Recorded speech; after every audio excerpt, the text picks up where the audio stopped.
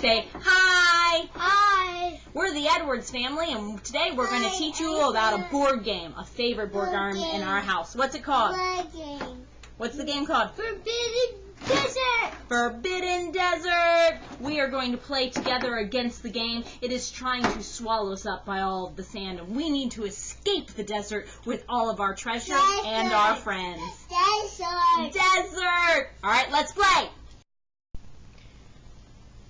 When you enter the game, all of your pawns will be on a crash site. Unfortunately, your helicopter has crashed, and you now must find the pieces and build a flying machine to escape the desert. There are 3 ways that you lose this game.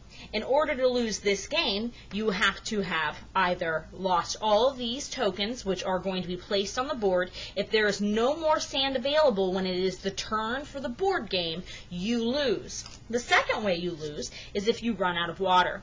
On your card, that tells you what color your character is, their special effects, and also on the back it will remind you of the turn of order and your actions. It has your water marker. If your canteen ever gets empty, you unfortunately are going to die, and that means all of your team loses along with you.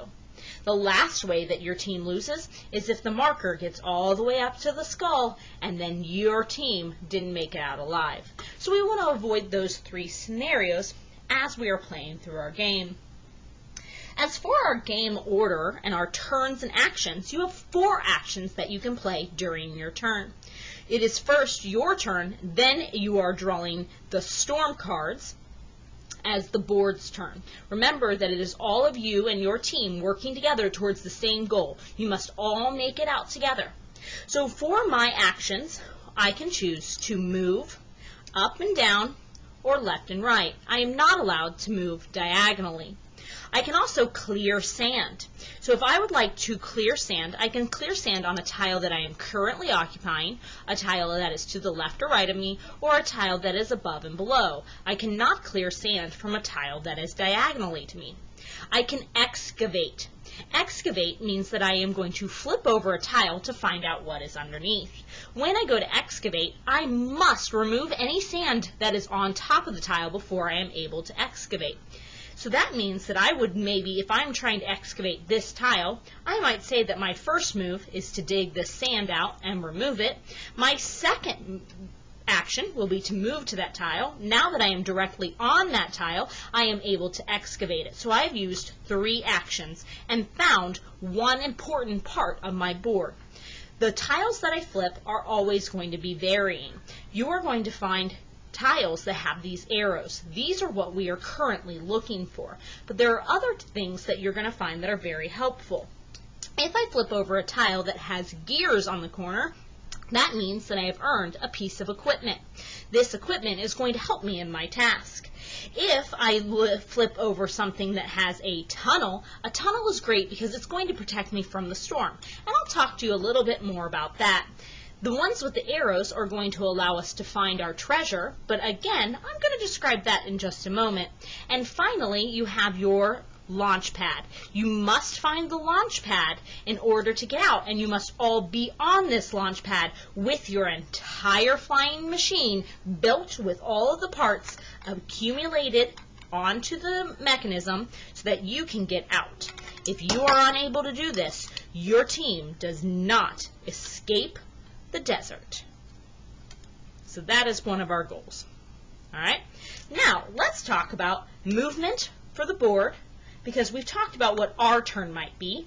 Also, your 4th option for an action is to claim one of these parts, but we'll talk about how you claim these parts. As I go to move around the board, I am looking for these different tiles. If I find 2 tiles that have the same color, I have revealed the location of the actual piece of equipment. So I have a few of these tiles on the board, and I actually happen to know where some of them are because I cheated before I set it up.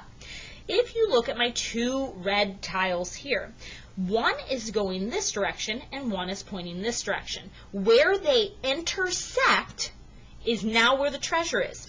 As soon as I've discovered where the treasure is, I'm going to immediately put that piece of treasure where the 2 intersect. If you are ever in question, the treasure that it is looking at is also in the corner, so you will know if you have found the correct match. So now I have discovered the location of this piece of treasure. During the board's turn, what is going to happen is the storm cards are going to go. If I am on a level 2, I am doing 2 storm cards. But if this raises up to 3, 4, or 5, wherever this marker is tells me how many storm cards I draw. For my first turn, I am going to draw my first storm card. Oh no, I got a storm rises, so I know that I must go to the storm picks up.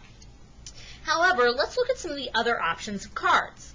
This card tells you which way the storm is moving. So it means that wherever the empty space is, the box above it moves down. Anything that gets moved has a new piece of sand blown onto it. If the card tells me that 2 pieces move, then I would move over 2 pieces, just like that. And now I would have my sand markers, hopefully not falling all over everything.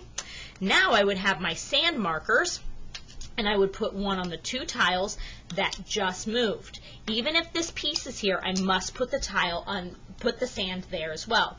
If the tile has been previously excavated, it can still gain sand on top of it. What is important for you to understand is that when I move a tile, if it is the second piece of sand, I now put on the X side facing up. That means that this is blocked. My person is not able to climb over this piece to get to this tile. Instead, I would have to excavate any blocked pieces. I can move across a piece that has only 1 sand. So that is always important to know. Another thing that is great to know is that if you pulled this tile and it tells me to move the markers over 2 spaces, well, there's nothing that can move into that spot.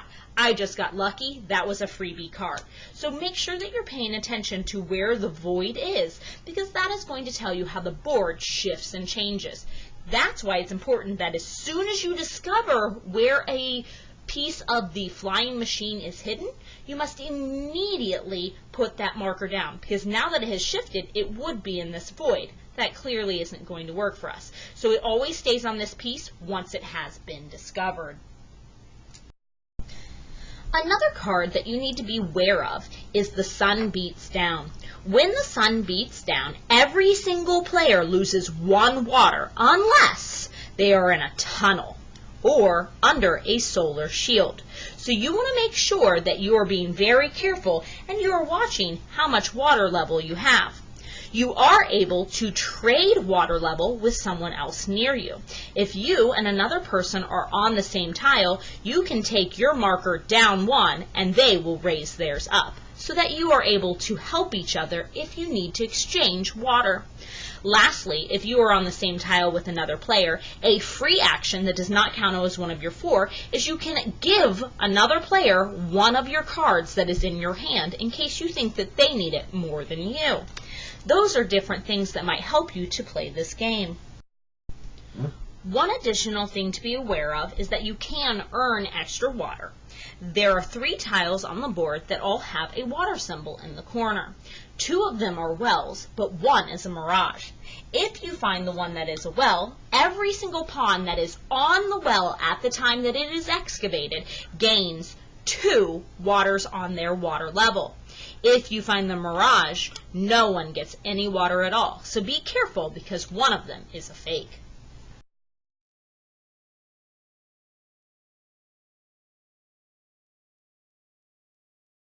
The last thing we needed to discuss before you play is what do all of the characters do.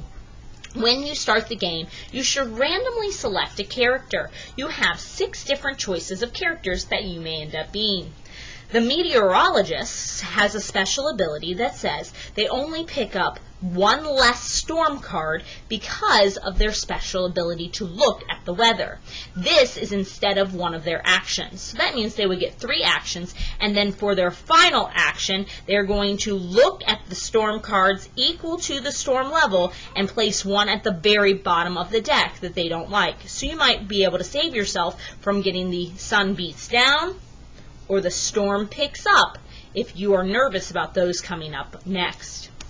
The navigator can move another player up to 3 unblocked tiles per action. So if I am the navigator, I would be able to say, I'm going to move this person 1, 2, 3 spots to help them get in a position we need them for the next turn. This includes tunnels. Explorer and the climber may be moved according to their own special abilities. The explorer is able to move diagonally, as well as clear sand diagonally, and use the dune blaster diagonally. The climber is able to move across blocked sand. So if I have the climber and this sand is blocked, I would actually be able to still move across it because that is my special ability. I even may take one other player with me as I move if they are on the same tile with me. The archaeologist has the ability that instead of clearing 1 tile at a time like everyone else, I can take away 2 sands for 1 action instead of 2 actions. Lastly, we have the water carrier. The water carrier takes 2 water from excavated water tiles for 1 action. I can also give water to players on adjacent tiles for free at any time. So if a person is next to me, I'm able to help them and give them more water. All right, explorers, good luck on your adventure, and I hope you're able to compile all the parts you need to get into your flying machine and fly away. Don't forget, all 4 or 3, however many teammates you have, you must all be on the launch pad in order to get out.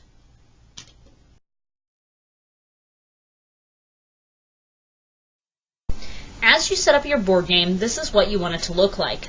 These tiles, when you take them out of the board or out of the box, you are going to randomly shuffle them and put them down in a 5x5 grid, leaving the center open.